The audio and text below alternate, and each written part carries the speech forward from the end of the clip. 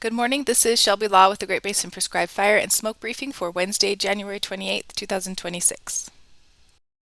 Ongoing or planned prescribed fires are shown here. We see a lot of activity over Nevada and up into western and central portions of Idaho at the moment.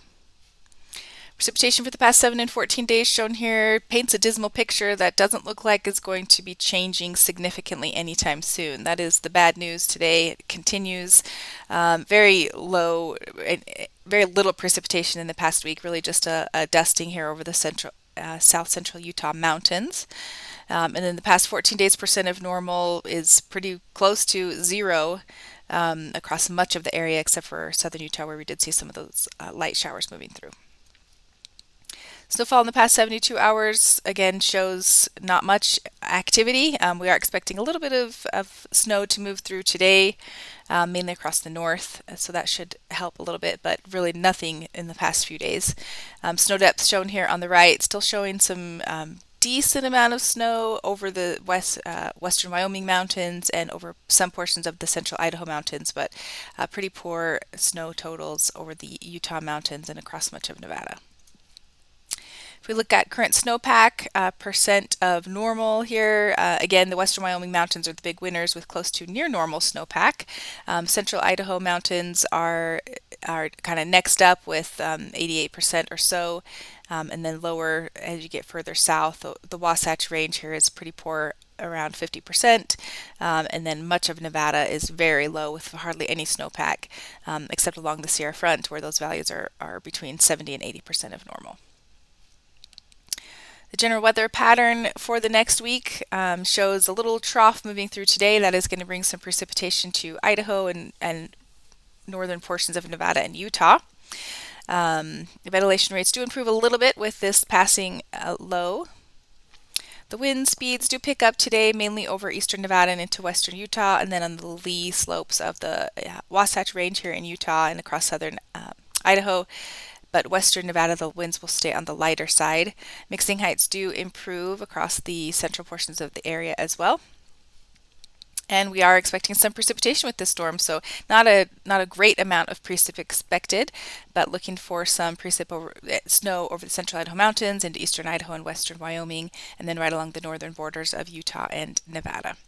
Maximum temperatures are still above normal for the time of year. Highs right now are generally around 40 degrees in Salt Lake, so a little bit warmer.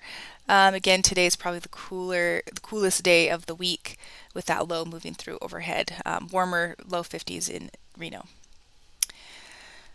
By tomorrow, that low is kind of exiting off to the east, and we're returning to a northerly flow, generally dry northerly flow across the area. Ventilation rates decrease once again. Wind speeds lighten up across much of the area, although some winds will still be on the breezy side over western Wyoming and parts of eastern Utah, and mixing heights drop once again as well. No precipitation really expected on Thursday after that low moves out.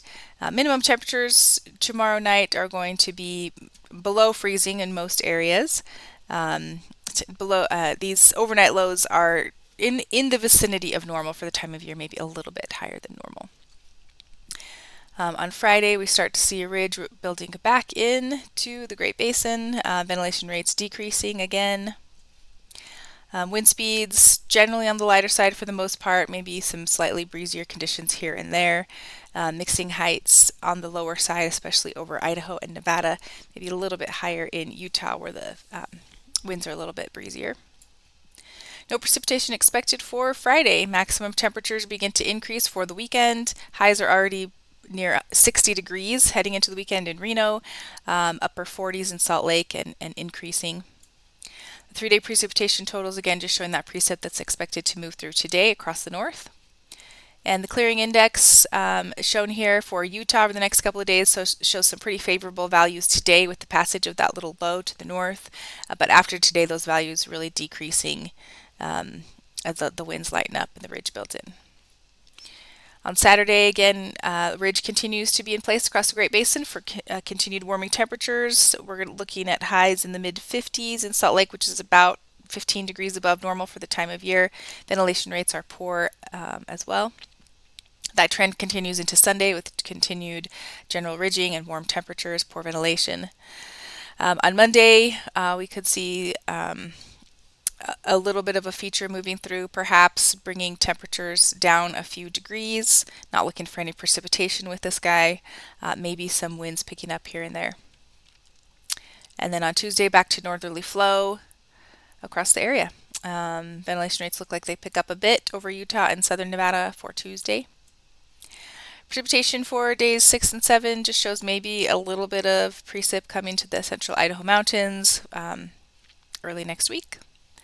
And then the 7-day total is really just highlighting what we're expecting in the short term. After this week, as we head into the first part of February 4th to the 10th, more bad news is on our doorstep. Continued above normal, much above normal temperatures, right bullseye over the Great Basin, with below normal precipitation across much of the west as well. So we're not seeing an end yet to this very extended warm and dry period. That concludes today's briefing. Please check back on Friday for the latest updates.